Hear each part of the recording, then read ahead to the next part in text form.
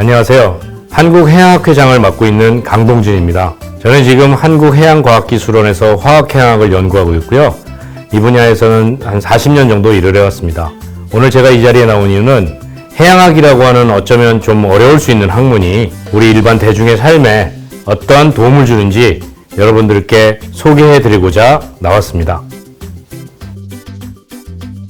네, 해양학은 무엇이냐? 오래전에 대학교 1학년 때 소개팅을 나갔습니다. 그때 상대방 여학생이 해양학과 무엇을 공부하는 관가요? 라고 물어봤을 때 한참을 고민하다가 해양학이라고 하는 것을 이렇게 정의했습니다. 해양학이란 바닷물과 그 바닷물 위에 있는 공기, 그리고 바닷물 밑에 있는 퇴적물, 그 각각 내부에서 혹은 서로 간에 일어나고 있는 여러 가지 물리적, 화학적, 생물학적 또는 지질학적인 현상을 연구하는 학문이다. 이렇게 정의했던 기억이 납니다.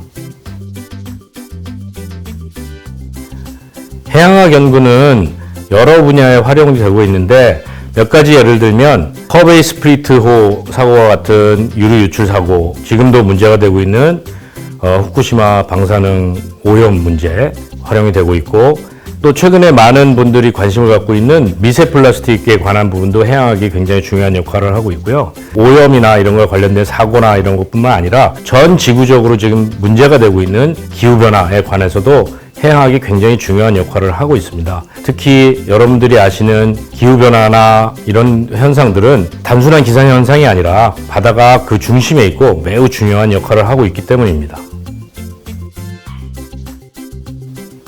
너무 어두운 부분, 사건, 사고, 이런 환경오염, 어두운 부분만 말씀드렸는데 그렇지 않고 또 좋은 부분에 활용되는 부분은 해저에 분포하고 있는 광물자원, 바닷물 속에 녹아있는 광물자원도 우리가 활용이 가능하고요.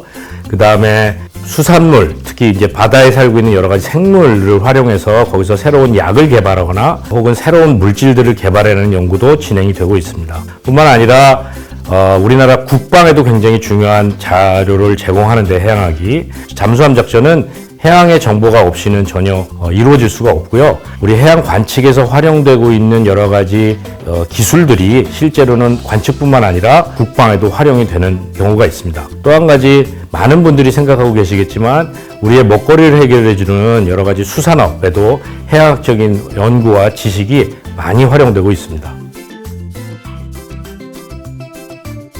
네, 한국해양학회는 해양을 연구하는 사람들의 모임입니다. 1966년에 설립이 되었고요. 서로 간에 서로 정보를 교환하고 자신의 연구 결과를 발표하고 뿐만 아니라 일반 대중들을 위한 해양학적인 지식의 보급을 위해서도 일을 하고 있고 후속 세대 양성을 위해서도 여러 가지 역할을 하고 있습니다. 한국해양학회는 이런 목적을 위해서 1년에 2번 학술 발표회를 열어서 여러 연구자들 간의 정보를 서로 교류하고 있고요. 또한 국제학술지 1년에 4번, 그 다음에 바다라는 이름의 국내학술지 1년에 4번 발행하고 있습니다. 또한 정책 위반자들과 국민들 사이에 해양에 관련된 여러 가지 부분에 대해서 연결 다리의 역할을 하고 있습니다. 해양학회 회원들이 여러 가지 다양한 연구를 진행하고 있습니다. 물론 이제 해양학이라고 하는 게 자연과학의 일부분이라서 여러분들이 이해하기 어렵다라고 생각하실지 모르지만 실제 이러한 연구가 그냥 연구로만 그치는 것이 아니고 일반 대중들에게 어떠한 영향을 주는지를 쉽고 재미있게 전달해드리고자 이런 영상을 제작하게 되었습니다. 해양학과 대중을 연결하는 다리로 표현할 수 있겠습니다.